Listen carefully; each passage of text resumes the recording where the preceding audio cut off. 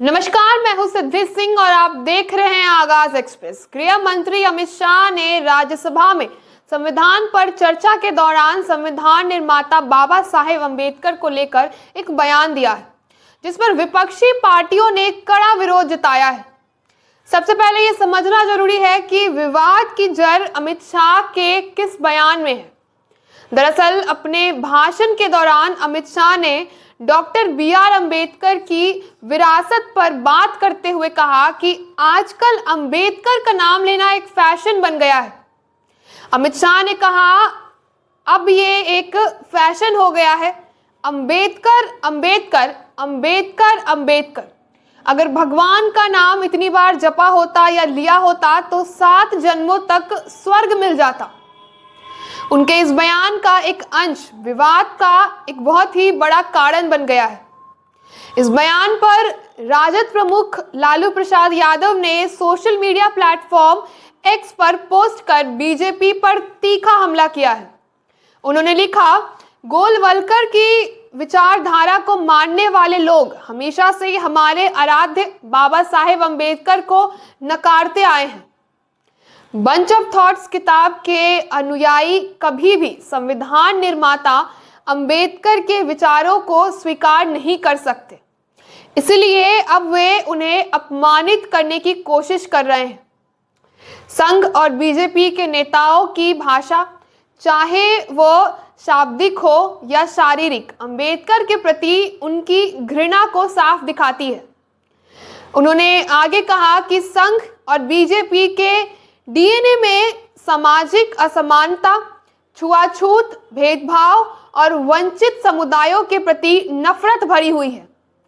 बाबा साहेब अम्बेडकर के असली अनुयायी कभी बीजेपी का समर्थन नहीं कर सकते हैं।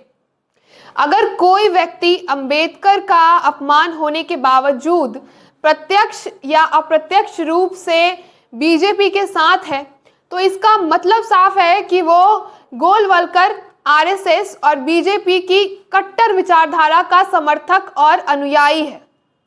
साथ ही पश्चिम बंगाल की मुख्यमंत्री और तृणमूल कांग्रेस की अध्यक्ष ममता बनर्जी ने बाबा साहेब अम्बेडकर को लेकर दिए गए इस बयान पर केंद्रीय गृह मंत्री अमित शाह को घेरा है और भाजपा पर भी एक तीखा हमला बोला है। ममता ने बुधवार को सोशल मीडिया प्लेटफॉर्म एक्स पर ट्वीट करके इस बात का उन्होंने आलोचना करते हुए कहा कि भाजपा की दलित और जातिवादी विरोधी मानसिकता का प्रदर्शन बताता है। उन्होंने कहा कि इस घटना ने भाजपा का असली चेहरा उजागर कर दिया है। ये बयान भाजपा की दलित विरोधी छवि को और पुख्ता करता है। ममता बनर्जी ने आगे लिखा कि संविधान के 75 साल पूरे होने के अवसर को डॉक्टर अंबेडकर के खिलाफ अपमानजनक टिप्पणियों से कलंकित किया गया है। उन्होंने इस पर जोर देते हुए कहा कि ये टिप्पणी लोकतंत्र के मंदिर में बाबा साहेब अम्बेडकर जैसे महान व्यक्ति के खिलाफ की गई है। ममता ने आगे कहा कि अगर 240 सीटों पर सिमटने के बाद बीजेपी का व्यवहार ऐसा है तो सोचिए, अगर उनका 400 सीटों का सपना पूरा हो जाता तो देश को कितना नुकसान हो सकता था। वे डॉक्टर अंबेडकर के योगदान को मिटाने के लिए इतिहास को पूरी तरह से बदलने की कोशिश करते हैं। इस मामले पर कांग्रेस अध्यक्ष और राज्यसभा में विपक्ष के नेता मल्लिकार्जुन खड़गे ने भी अपनी प्रतिक्रिया दी है।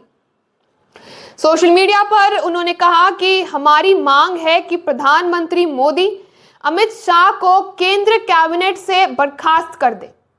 उन्होंने ये भी कहा कि पीएम मोदी ने अमित शाह का बचाव करते हुए 6 ट्वीट किए हैं, लेकिन इसकी क्या आवश्यकता थी।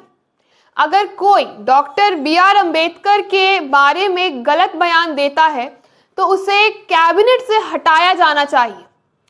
पूर्व मुख्यमंत्री मायावती ने भी एक्स पर लिखा कि कांग्रेस और बीजेपी समेत अन्य पार्टियों को बाबा साहेब डॉक्टर भीमराव अंबेडकर का पूरा सम्मान करना चाहिए, न कि उनकी आड़ में अपनी राजनीतिक स्वार्थ साधना चाहिए।